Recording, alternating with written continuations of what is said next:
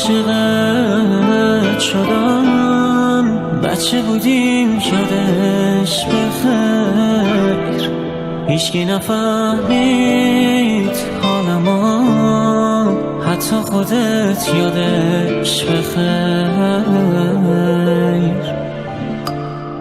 یادم خونه شما یه شهر خیلی دوری بود، سالی یه بار میدیدمت، رفتنمونم زوری بود.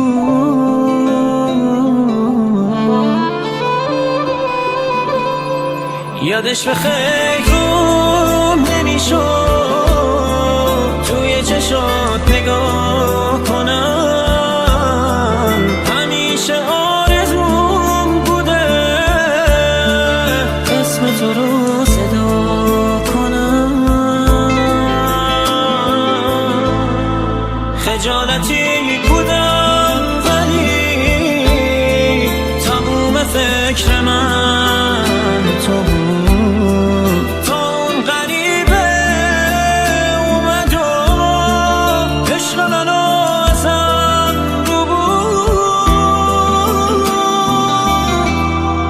ای یادگار کودکیم، ای آسمون سادگیم، ای خاطرات